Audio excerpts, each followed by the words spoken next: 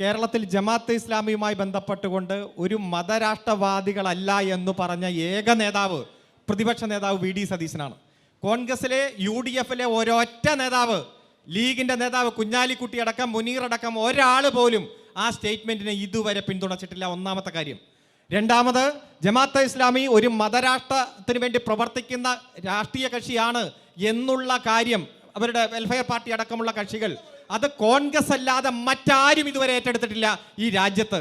3, പഹൽഗ്രാമിൽ 26 പ്രിയപ്പെട്ട നമുക്കറിയാം വിനോദസഞ്ചാരികളെ നേരിട്ട് ഷൂട്ട് ചെയ്ത് കൊന്നു. ആ ചെയ്ത പ്രവൃത്തി ഏറ്റവും പുണ്യപ്രവർത്തിയായി ആ പ്രവർത്തിക്ക് പിന്തുണ കൊടുത്ത ഈ രാജ്യത്തെ ഏക സംഘടന ജമാഅത്തെ ഇസ്ലാമിയാണ്. ആ സംഘടനയാണ് ഇപ്പോൾ കോൺഗ്രസ് ഈ നിലമ്പൂർ മണ്ഡലത്തിൽ രക്ഷപ്പെടില്ലെന്ന് ഉറപ്പായപ്പോൾ കെട്ടിപ്പിടിച്ച് ഉമ്മ കൊടുത്തുകൊണ്ടിരിക്കുന്നത്. ഒരു കാര്യം ഞാൻ പറയാം, 1987-ലാണ് ജമാഅത്തെ ഇസ്ലാമി രാഷ്ട്രീയത്തിൽ ഇടപെടാൻ തുടങ്ങിയത്. 87-ൽ. അത് കഴിഞ്ഞ് 92-ൽ അവരുടെ പ്രബോധനം പുറത്തിറങ്ങി. ജമാഅത്തെ ഇസ്ലാമിയുടെ 50-ാം വയസ്സിലിറങ്ങിയ പ്രബോധനം. ആ പ്രബോധനത്തിൽ പറഞ്ഞിരിക്കുന്നത്, ഞങ്ങൾ ഈ രാജ്യത്ത് വോട്ട് ചെയ്യില്ലാത്തത് കമ്മ്യൂണിസ്റ്റുകാർക്കും ഫാസിസ്റ്റുകൾക്കും മാത്രമാണ് എന്ന് കൃത്യമായി ആ പ്രബോധനത്തിൽ പറഞ്ഞിട്ടുണ്ട് അവരുടെ മാസിക.